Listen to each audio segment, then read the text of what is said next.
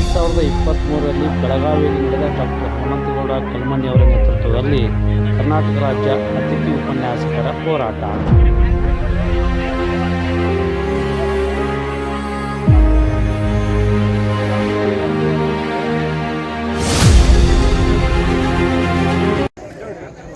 ನಮಗೆ ಬದುಕಿಗೆ ದಾರಿದೀಪವನ್ನ ಕಲ್ಪಿಸ್ತಕ್ಕಂಥವ್ರು ನಾವು ಏನು ಕಾಯ್ತಾ ಇದ್ವು, ಸನ್ಮಾನ್ಯ ಸುಧಾಕರ್ ಸಾಹೇಬರು ಬಂದಿದ್ದಾರೆ.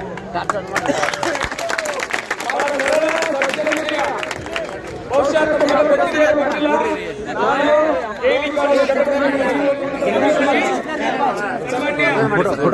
ವಿಡಿಯೋ ಮಾಡಂತ ಹೇಳ್ತಾರೆ ಅವರು. 10 ಗಂಟೆ ಮಾಡ್ರಿ ಅಲ್ಲ, ಹಿಂದೆ ಇದು ಮಾಡ್ಬೇಕಲ್ಲ. ಮಾತಾಡಿದ್ರು ಅವ್ರ ಶಿಕ್ಷಣ ಸಂಸ್ಥೆಗಳಿಗೆ ಬಹಳ ಚೆನ್ನಾಗಿ ಶಿಕ್ಷಣ ಸಂಸ್ಥೆಗಳನ್ನ ಕಟ್ಟಿದ್ದಾರೆ. ಅಂದ್ರೆ ಅವರ ತಂದೆಯವರ ಆಶೀರ್ವಾದ ಸಮಾಜಕ್ಕೆ ಒಂದು ಒಳ್ಳೆಯ ಈಗಾಗಲೇ ಹೆಚ್ಚು ಹೇಳುವುದಲ್ಲ, ಅತಿಥಿ ಉಪನ್ಯಾಸಕರ ಸಮಸ್ಯೆ ಪದೇ ಪದೇ ಅದನ್ನ ಸವಿವರವಾಗಿ ಹೇಳ್ತಕ್ಕಂಥದ್ದಲ್ಲ.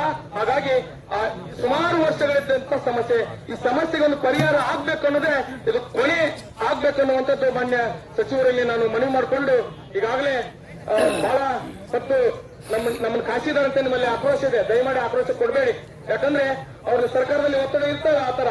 ಮತ್ತು ನಮ್ಮ ಅಪ್ಪಾಜಿಗೌಡ ಸರ್ನು ಕೂಡ ನಾನು ಈ ಸಂದರ್ಭದಲ್ಲಿ ಅವ್ರನ್ನ ಸ್ವಾಗತವನ್ನು ಕೊಡ್ತೇನೆ. ಹೀಗಾಗಿ ದಯವಿಟ್ಟು ಸರ್, ನಮ್ದು ಒಂದೇ ಒಂದು ಬೇಡಿಕೆ, ಪದೇ ಪದೇ ನಾನು ಇದನ್ನ ಪ್ರಸ್ತಾಪ ಮಾಡಕ್ ಹೋಗಲ್ಲ ಸರ್. ಮೇಲ್ಮನೆ ಸದಸ್ಯರು ಕೂಡ ಸಾಹೇಬರಿದ್ದಾರೆ. ಗುರುಗಳೇ, ದಯಮಾಡಿ ನಿಮ್ದು ಒತ್ತಡ ಇರಬೇಕು ಅಂತ ತಮ್ಮಲ್ಲಿ ವಿನಂತಿ ಮಾಡಿಕೊಂಡು, ನಮ್ದು ಒಂದೇ ಒಂದು ಬೇಡಿಕೆ ಸರ್, ಯಾರನ್ನು ತೆಗೆದೆ ಹಾಗೆ ನಮ್ಮಲ್ಲೇ ಗೊಂದಲ ಸೃಷ್ಟಿ ಮಾಡಿದ ಹಾಗೆ. ಯಾಕಂದ್ರೆ ಇದನ್ನೇ ನಂಬ್ಕೊಂಡು ಬದುಕುವಂತ, ಇದನ್ನ ಬಿಟ್ಟು ಬೇರೆ ಏನು ಕೆಲಸ ಇಲ್ಲ. ಪಾಠ ಮಾಡೋರೆ ನಿಮಗೆ ಗೊತ್ತಿರಬಹುದು, ಇಡೀ ಸರ್ಕಾರಿ ಪ್ರಥಮ ದರ್ಜೆ ಕಾಲೇಜುಗಳಲ್ಲಿ ನ್ಯಾಕ್ A++B+ ಇವೆಲ್ಲವೂ ಬರ್ಬೇಕಾದ್ರೆ ನಮ್ಮ ಅತಿಥಿ ಉಪನ್ಯಾಸಕರ ಕೊಡುಗೆ ಲಕ್ಷ ಗಟ್ಟಲೆ ವೇತನ ತೆಗೆದುಕೊಳ್ಳೋರು ಕೆಲವಕ್ಕೆ ಅವರನ್ನ ನಮ್ಮನ್ನ ಏನಾಗ್ತಂದ್ರೆ ಬಹಳ ಕೀಳವಾಗಿ ಕಾಣ್ತಕ್ಕಂಥವ್ರು ಕೆಲಸ ಮಾಡ್ತಾ ಇದ್ದಾರೆ. ದಯಮಾಡಿ ಅವರು ಮನುಷ್ಯರೇ, ನಾವು ಮನುಷ್ಯರೇ. ನಮ್ದು ದಯವಿಟ್ಟು ತಮ್ಮಲ್ಲಿ ವಿನಂತಿ ಕೊಡ್ತದೇನೆಂದ್ರೆ, ನಮಗೆ ನೀವು 2 ತಿಂಗಳ ನಮ್ಮ ನಿರಂತರವಾದ ಹೋರಾಟ ಇರ್ತದೆ.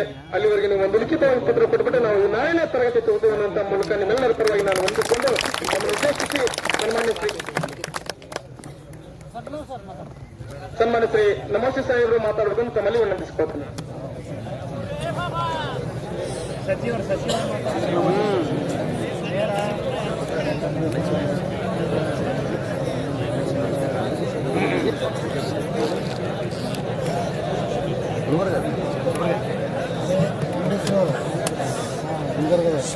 ರಾಜ್ಯ ಸರ್ಕಾರಿ ಪ್ರಥಮ ದರ್ಜೆ ಕಾಲೇಜು ಅತಿಥಿ ಉಪನ್ಯಾಸಕರ ಸಂಘದ ವತಿಯಿಂದ ಹಮ್ಮಿಕೊಂಡಂತ ಈ ಹೋರಾಟದ ನೇತೃತ್ವವನ್ನು ವಹಿಸಿದಂತ ಹನುಮಂತಗೌಡ್ರೆ, ವಿನೋದ್ ಅವರೇ,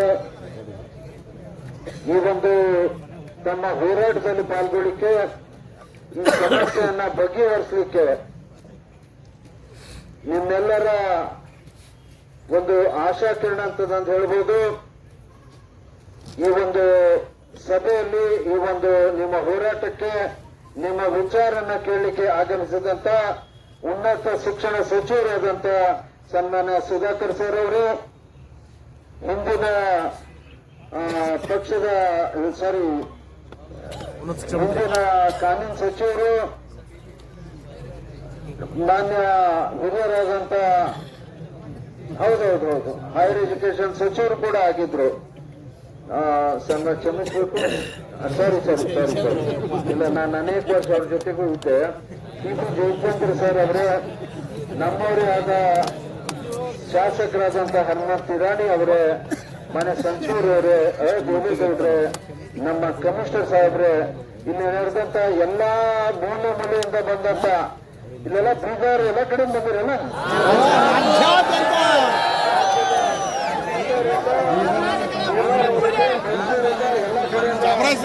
ಬಂದಂತ ಅತಿಥಿ ಉಪನ್ಯಾಸಕರೇ, ಎಲ್ಲ ನನ್ನ ಸನ್ಮಿತ್ರರೇ ಮತ್ತು ಬಂಧುಗಳೇ, ಬಹಳ ಬೇಡಿಕೆ ಬಗ್ಗೆ ಉದ್ದೇಶ ಮಾಡೋದು ಉದ್ದೇಶ ಇಲ್ಲ.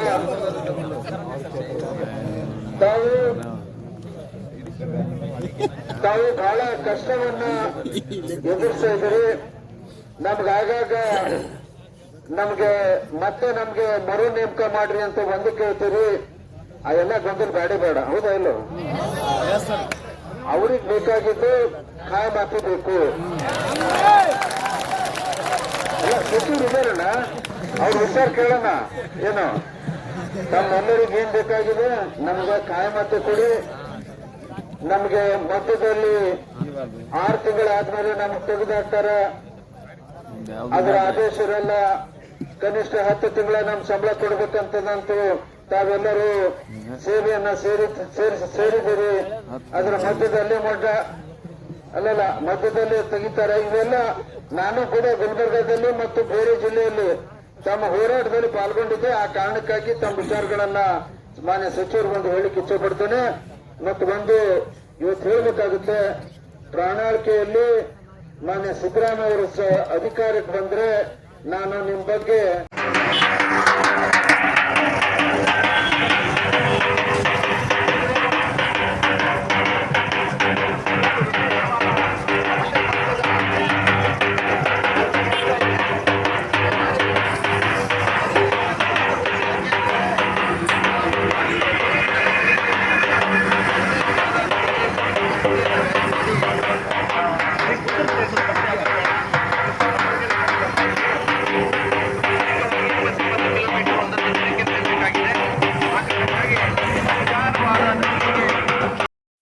ಮಾಡಿ ಒಂದು ತನಕ ಫೆಬ್ರವರಿಗೆ ಕೊಟ್ಟರು. ಕಾನೂನಿಗೆ ಅವಕಾಶವಿಲ್ಲ. ಅವಕಾಶವಿಲ್ಲದ ಕಾನೂನನ್ನ ಮಾಡಿದರೆ ಯಾರು? ನಮ್ಮ ನೇಮಕಾತಿ ಮಾಡ್ಬೇಕಾದ್ರೆ ಅವಕಾಶವಿಲ್ಲದ ಕಾನೂನನ್ನು ಫ್ರೇಮ್ ಮಾಡಿದ್ರೆ ಯಾರು? ನೀವೇ ಅಲ್ವಾ, ಇಲಾಖೆ ಅಲ್ವಾ? ಶಿಕ್ಷಣವನ್ನ ನಿಮ್ಮಿಂದ ನಡೆದೈತಿ. ಕಡಿಮೆ ಪಗಾರ ಕೊಡ್ತಾರ, ಜಾಸ್ತಿ ಪೀರಿಯಡ್ ಆಗ್ತಾ ಅದು ಗೊತ್ತೈತಿ ನನಗೆ. ಕೆಟ್ಟೋದಲ್ಲಿ ತಿರ್ಚಿ ಒಳಗೊಬ್ಬರು ಕೂಡ ನಾನು ಬಹಳ ಕೆಲಸ ಮಾಡಿದ್ದೆ. ನಿಮ್ಮ ನ್ಯಾಯವಾಗಿ ಬೇಡಿಕಿದೆ. ನಿಜವಾಗಿ ನಾವು ಶಿಕ್ಷಕರನ್ನ ಈ ರೀತಿ ಬೀದಿಗೆ ತಳ್ಳಬಾರ್ದು ಮತ್ತು ಈ ರೀತಿ ಮೆರವಣಿಗೆ ಮಾಡೋದು ನಾನು ಮಾಡಿದ್ದೆ. ನಾನು ಬೆಂಗಳೂರು ಚಲೋ ಸರಿ ಮಾಡಿದ್ದೆ ಶಿಕ್ಷಕರ ಸಲುವಾಗಿ. ಇವತ್ತು ನಿಮ್ಮದೆಲ್ಲ ನನಗೆ ಬಹಳಷ್ಟು ನೋವಿದೆ. ಸಭಾಪತಿಯಾಗಿ ಬೇರೆಯವ್ರ ಜೊತೆ ಮಾತಾಡೋಕೆ ಬರೋದು ನನಗೆ. ಆದರೆ ಖಂಡಿತವಾಗಿ ನಾನು ಹೇಳ್ತೀನಿ, ನಿಮ್ಮ ಬೆನ್ನಿಂದಿರ್ತೀನಿ. ನಿಮ್ಮ ಎಲ್ಲಾ ಸಮಸ್ಯೆಗಳನ್ನು ಮುಖ್ಯಮಂತ್ರಿಗೆ ನಾನು ಹೇಳ್ತೀನಿ. ಸಾಧ್ಯವಾದ್ರೆ 5ನೇ ತಾರೀಕು 6ನೇ ತಾರೀಕು ಮುಖ್ಯಮಂತ್ರಿಗಳು ಒಂದು ಅಂತಿಮ